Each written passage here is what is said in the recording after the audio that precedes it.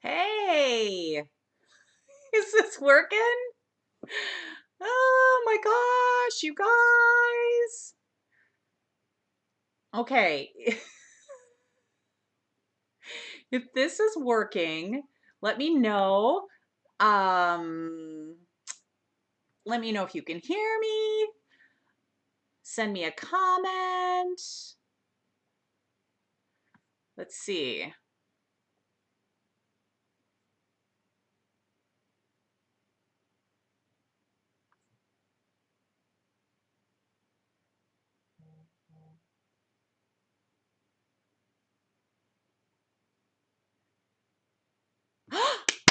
Yay! Thank you, Laura. Okay, this is my inaugural book club. You just gotta laugh. Book club. And I'm so glad that people are joining in the fun. All right. So here's how things are going to go tonight. It's only 7:01, so we'll give it a few minutes for people to kind of chime in. But here's how it's going to go. If you see that Laura, one of my writer friends, has actually tuned in and she wrote that she can hear me, those are comments that I can see. And so if you have questions that you want to ask me, then over the course of the book club, then that's where I'm going to see them. So if you're online and you want to shoot me a comment just to let me know that you're on or that everything technically you can hear everything fine, et cetera, et cetera. Oh, Bethany is here. Yay. Okay. And over the course of the broadcast, if you have any trouble hearing or if something has gone wonky, please shoot me a message. And what I'll probably do is yell and holler for my 17-year-old son. Ah, Amy's here. 17-year-old son who's like my on-site technical help. So that's how we'll handle it. But we are all humans here, so let's not pretend to be perfect, right? Especially since none of us are Violet, we don't have to pretend to be perfect. Well, anyway, I am so glad that so many people are joining in. Ah, there's Ange. Oh, you guys, I'm so excited to do this. This is something that I have wanted to do for a long time, and I wasn't exactly sure how to pull it together, not just in terms of the technology behind it. That seemed like the easiest thing, but to figure out what the venue was and what the topic was and what things would enjoy or what people would enjoy and want to tune into. And with all of us being our inside selves these days, it just seemed like the right moment to just try it, jump, go for it. And so we're going to take it from here. And I'm going to take your suggestions and we're going to jump together. How does that sound?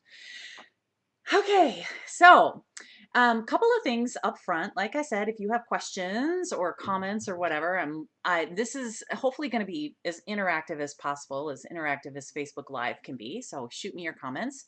Also, one of the things that I am dedicated to doing in the process of running this book club is to support all of those who have supported me so much over the past few years. And that includes, first and foremost, so many of the indie booksellers.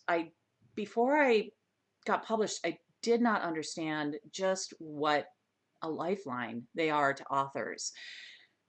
And not just a lifeline in terms of giving us space to promote and promoting our books ourselves, but becoming true partners in so many ways that I didn't understand. And now I do.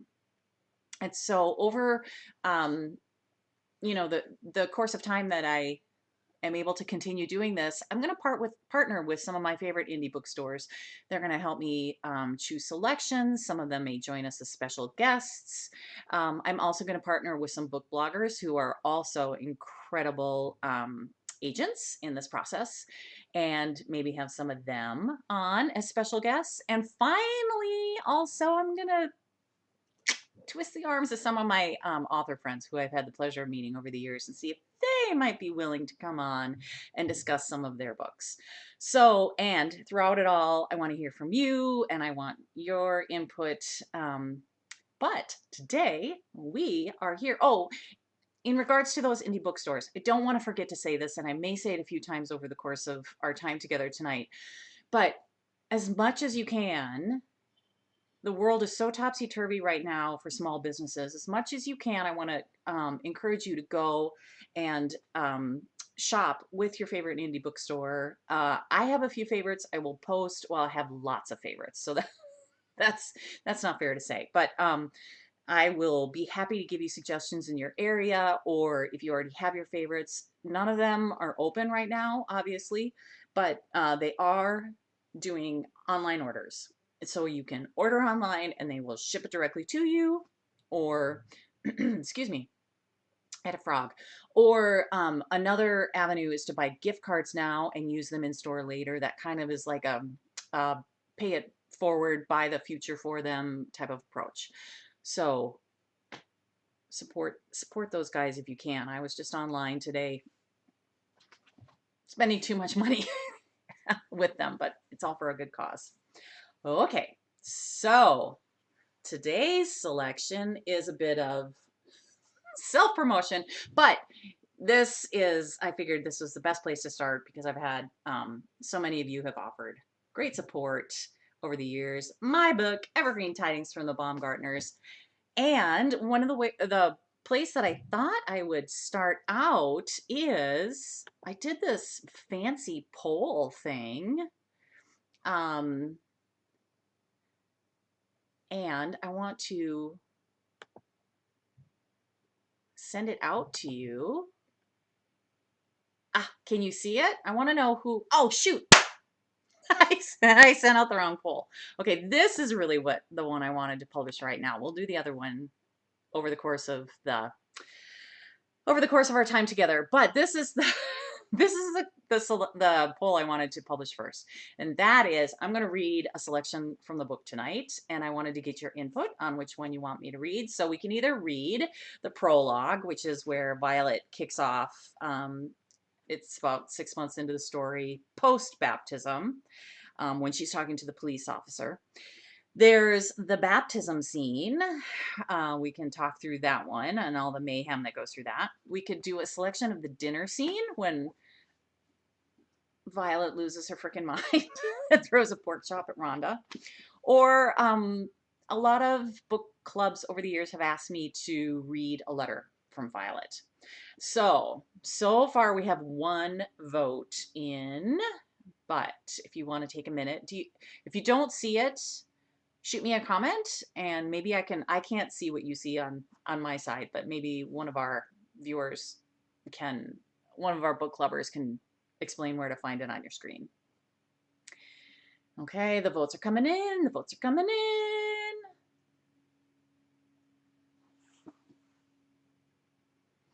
Well, while we're tabulating our results, I will take a sip from my wine tonight. I hope you have all joined me in a cocktail because every good book club needs good cocktails, right?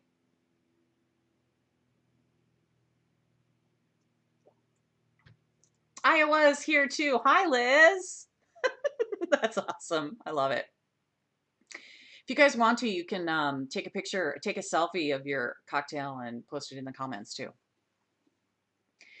Oh my gosh, you guys, somebody else is going to have to vote. We have a 3-way tie. Okay. The dinner scene has pulled ahead. Oh, Kirsten is here. Hi, Kirsten. Kirsten. Okay. It looks like the dinner scene. I don't want to take too much time with this poll because otherwise you guys will think I've gone bonkers and this is too boring. All right. You can see that I have sort of marked my book up over the past year. I can't read the entire dinner scene because it's too loud. It's too long. However, you will recall that. Okay, that's my mother-in-law trying to video chat me in the middle of this. I declined. So, okay. I can guarantee you if my mom tunes in, she'll be talking at the screen. I'll bet you $1 million she'll be trying to talk to me. All right, so you will recall that Violet has become hell-bent on finding out who the father is of her soon-to-be grandchild. And oh, actually, the baby's born by this point, but she's still hell-bent on trying to figure out who the father is because she just can't settle when she's not in control of things. And so she has invited not only um, her best friends, Eldris and Richard, but also Ed is there and Kyle is there and Barb and Cerise are there. And she has invited Barb's parents, who she has discovered are um, crazy. Sorry, I'm reading the comments and trying to talk at the same page. Amy asked what page this is. I have the early reader edition, and so my page numbers are not the same. I apologize for that. Mine's around page 300. If somebody wants to find this, it's just as they sit down and um, Cerise has just noticed that Eldris is drinking Amanda's wine. Okay, so it's around page 300. Wish I could give you more exact. All right. So this is Barb speaking, and she has just recognized that um, Eldris has been drinking the wine with the pills in it. Oh no, this is Cerise speaking.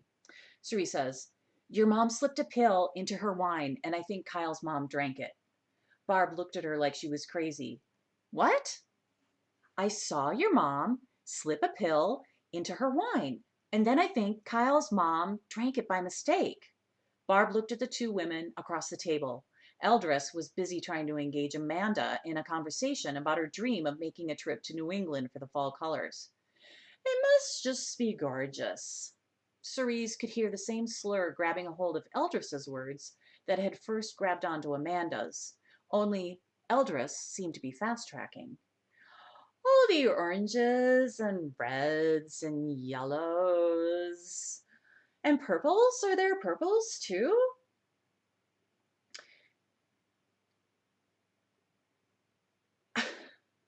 Sorry, I lost my place. Purples? Is there purple too? Amanda replied, stone-faced. I wouldn't know. We live in Ohio. Barb was now apparently convinced of trouble. Mom, she hissed, what did you do? Amanda turned to Barb and smiled. Are you enjoying yourself, dear? Such a lovely family. From Cerise's angle, it appeared like Amanda had a faraway glassy look to her eyes, but now she wasn't entirely convinced it hadn't been there all night. She's clearly been into your wine, said Barb, flicking her head in Eldris's direction. Eldris, in the meantime, was visibly sliding down the seat of her chair. Up you go! Elliot now, with his carnival barker voice. Cerise saw him reach over and pinch Eldris at the waist. She squealed and bolted upright. Oh, you're naughty! The attention of the entire table was now squarely turned to Amanda, Eldris, and Elliot. Everything all right down there? Asked Ed, having returned to his seat. Oh, I think I may have just had too much on an empty tummy, said Eldris. She'll be fine once the lamb comes, barked Elliot. Always seems to perk Amanda right up, at least. Amanda turned to Richard. I think your wife may have dipped into my wine. You'll want to give her an aspirin before bed, I'm afraid. Richard leaned down the table to look at his wife, who was now sliding back down her chair toward the floor. Eldris! Now he was barking. I got her, Elliot barked back, and once again pinched her squarely at the waist. Ooh! Eldris squealed, this time not sitting up, but standing, just at the moment Violet arrived with the platter of lamb, and just as the front door opened with a clatter. I'm finally here, called Rhonda. Cerise watched in horror as Eldris's shoulder clipped the plate as she stood, and 12 chops flew into the air, each one catching a beautiful glint of the light from the dinner candles in their mint glaze as they fell. Splat! Splat! Splat! The cascade of meat splash landed onto the table, piece by piece. a few of them even hitting Violet's prized stickly with such angular precision that they bounced into the air again and swan dived onto the freshly shampooed Berber carpet below. No one moved. Not a single guest appeared to breathe or lift their eyes from their chests. No one, at least, until Cerise suddenly had no choice but to duck as a chop flew from her mother's hand and headed directly for Rhonda's face. The guests all shrieked as it hit, a chop-sized bullseye at the center of Rhonda's gleaming white shirt. Violet, her lips quivering with ghoulish green globs of mint jelly, pointed a gnarled, angry finger at Rhonda and screamed in a pitch Cerise had neither heard nor elicited from her mother in all her 30 years on this earth. You ruin everything! And that is Dear Violet. I can tell you a little bit about that scene. Um, oh, thank you, Vicky. She says, I love your voice. That is so sweet. I can tell you a little bit about this scene. I have the pleasure of working with a number of writers groups over the years. And one member of my writers group in particular kept reading the scene and he said, you're pulling the punches, you're pulling the punches, you're pulling the punches. You got to go further, go further, go further. And at first I was like, really? Seriously? Isn't that going to become too much, too farcical? And finally, I took his advice and I was rereading the scene. And those of you who know me personally may know that, may have also known my dad at one time or another and know that he had a great sense of humor. And every once in a while, as I'm writing, I feel like I can feel my dad over me. And in that scene, and definitely during the baptism scene, I felt him behind me and I heard him in my ear saying, push it, go further, go further, go further. So I finally feel like I'm happy with that scene. And I finally feel as if that came together in the way it was supposed to. So anyway, that is your reading for this evening. Now, what can I answer for you about the book? Some things I'm curious about and that I always love to hear from readers is, what did you love about the book? What confused you about the book? And then we definitely have to get into a discussion of Violet because no discussion of this book is complete without it. So Cindy says she absolutely loved the baptism scene. Thank you. Hello, Eric. It's good. It's good to see you. Thank you for joining. The baptism scene. Okay. Carlotta says, reminds me of your dad throwing the ketchup across the table. That comes from my cousin who had the pleasure of knowing my dad for a while. The baptism scene was definitely, I think that was one of the scenes that was in my head before I knew what the book was entirely about.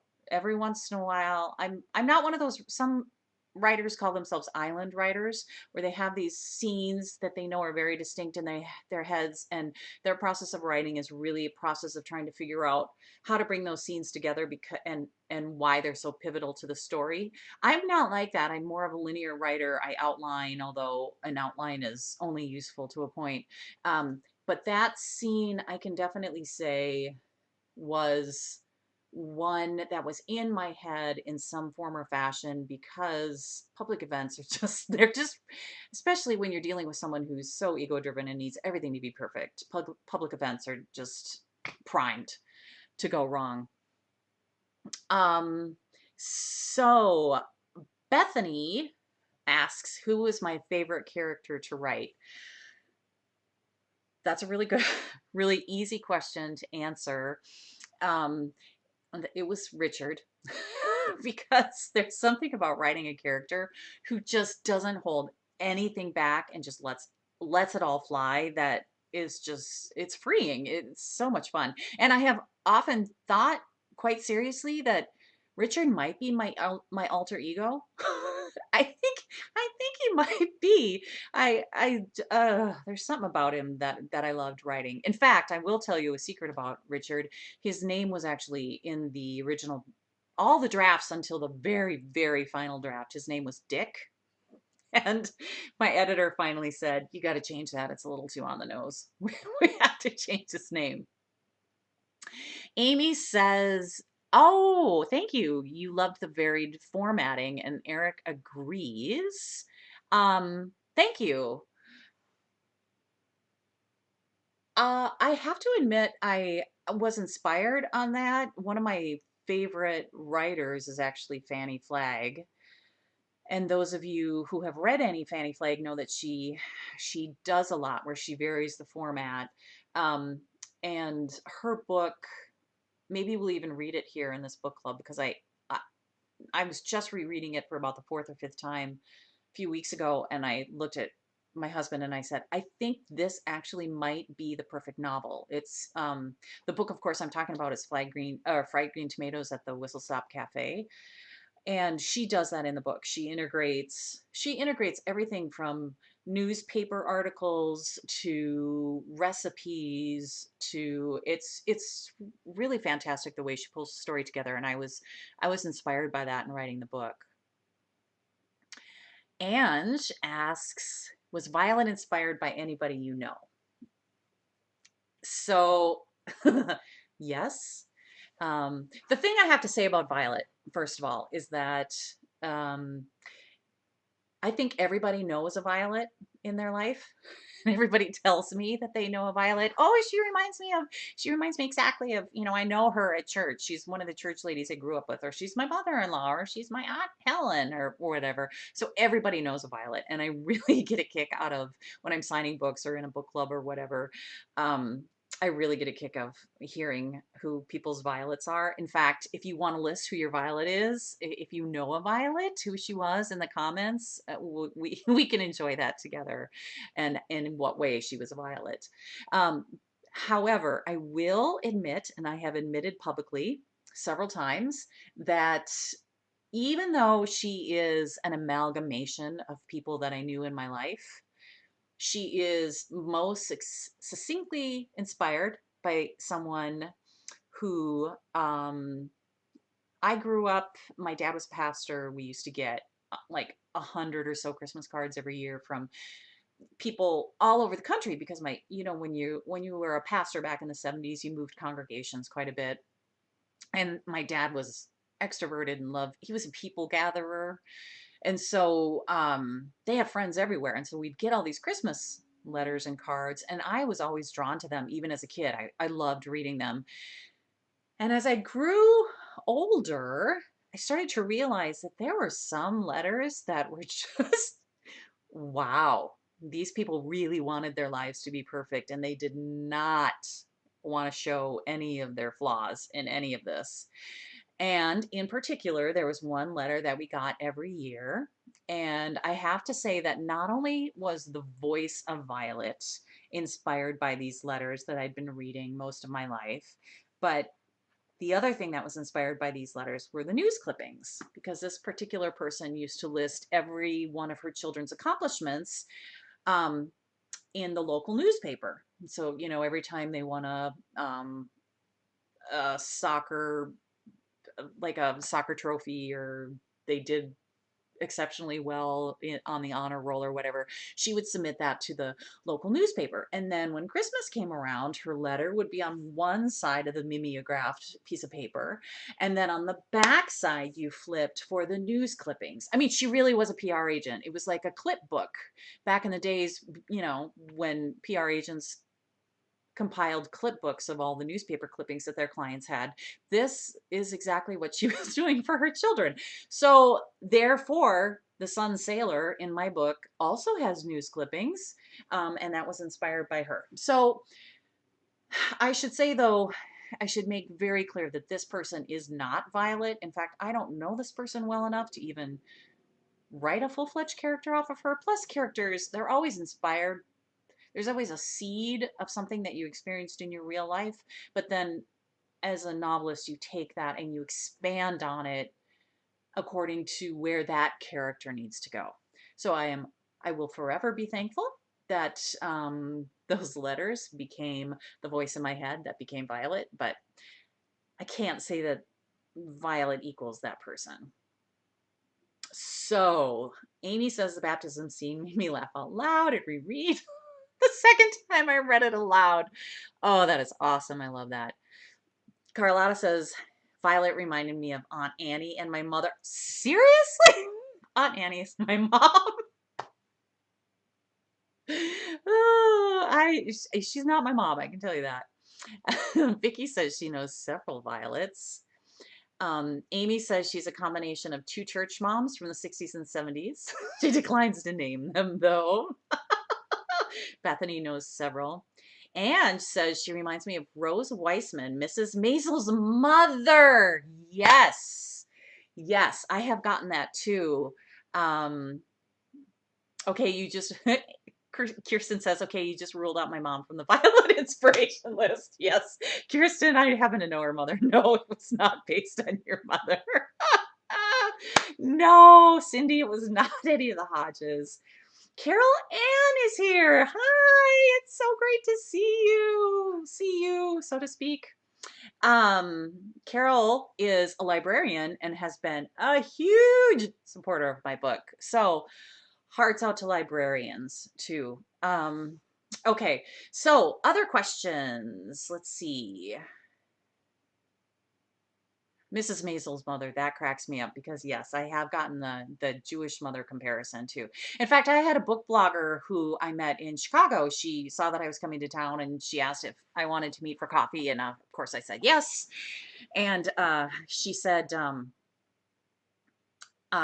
she told me a funny, she's like, I got to tell you a funny story about your book. She had gotten it in the advanced reader edition. You know, she was like considered an early influencer. And she said, I'm Jewish and I do a lot of like book recommendations and presentations at the Jewish Community Center and the Jewish Leadership Council, something like that.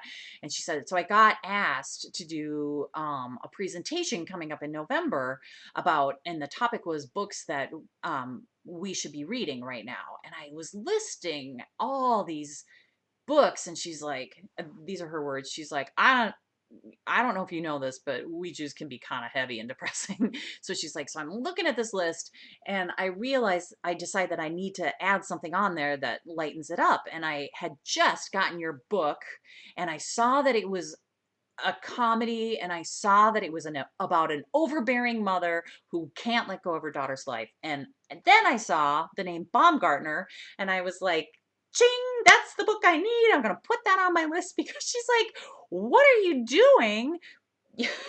Writing a book with a Jewish last name. And so she said she put it on this list of books that all Jews should be reading. And then she got to the presentation and realized that the book was actually full of Christmas letters.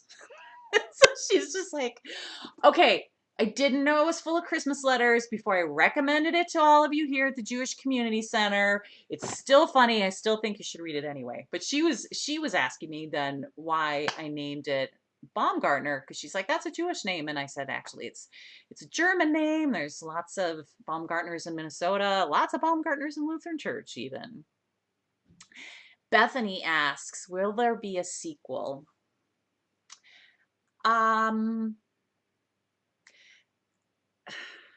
You guys tell me. I haven't envisioned a sequel, and part of it is because I'm not sure how much more of Violet readers can take. I think one of the things that people experience when they're reading the book that I can absolutely understand is that she's quite a polarizing figure. And the only reason the book has any redeeming sense to it is because they get to the end and she's humanized at the end. And that makes a world of difference for readers. I don't know if that was your experience. You can tell me whether it was or not. However, I did have a bookseller tell me once that she hand sells my book all the time. You know, whether people are looking for Minnesota writers or humorous books or whatever, she hand sells it all the time. And she said she had to get to the point where she was proactive in telling people that they had to read to the end of the book. Even if they hated her at the beginning, they had to read to the end of the book because she kept having people, she would hand sell the book to people and they'd come back a couple days later and they were like, I cannot stand this woman. I cannot read this book. And she'd have to like convince them, okay, it's fine. It's fine. You you got to get to the end of the book. She humanizes you. Carlotta says, how did I come up with the name Violet? Violet, um, I felt very strongly that she had a botanical name, and it just had I don't know. She just felt like I was inspired a little bit by the British comedy on the BBC, Keeping Up Appearances, and her name is Hyacinth.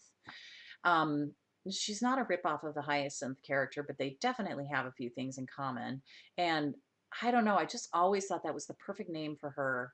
And then as I developed the characters and developed the plot, I realized that she needed a botanical name, especially because the name Baumgartner, her last name, means tree gardener in German, I think. And that's why I named cerise as well, because that's also a botanic name. Cerise is French for cherry.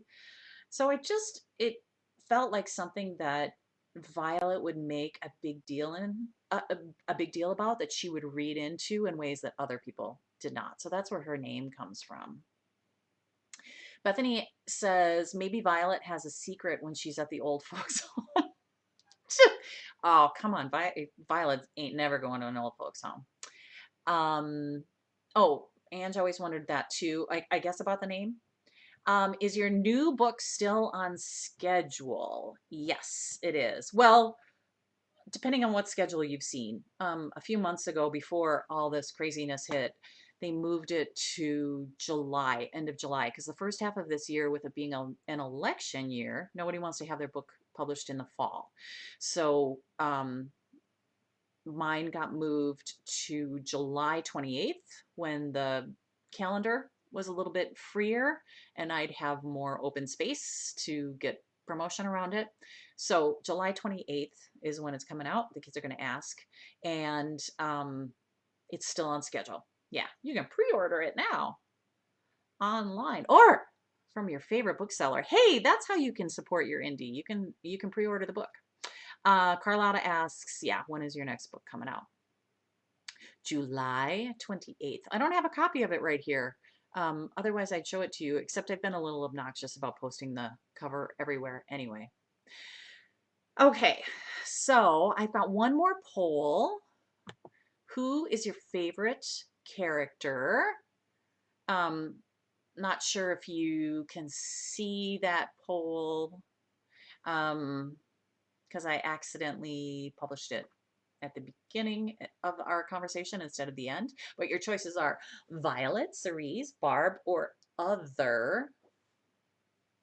If you can find that poll, let's see what you guys have to say.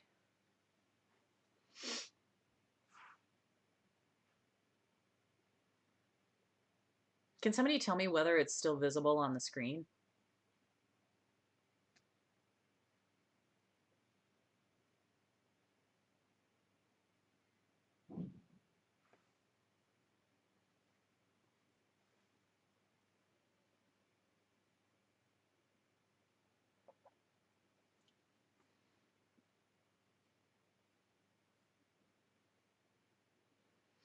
I see myself squinting in my little video box. I don't know why the top half of my head is cut off. Yeah, and you're so loyal. Anne's already pre-ordered it from her indie. It's not visible.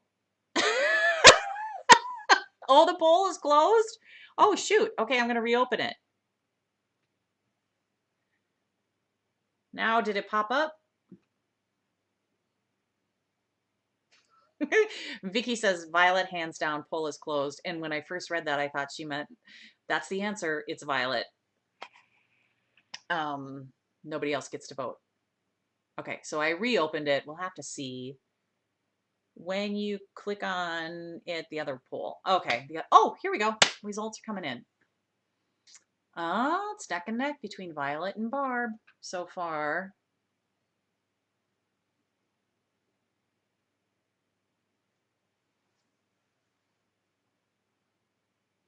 Violet's pulling ahead.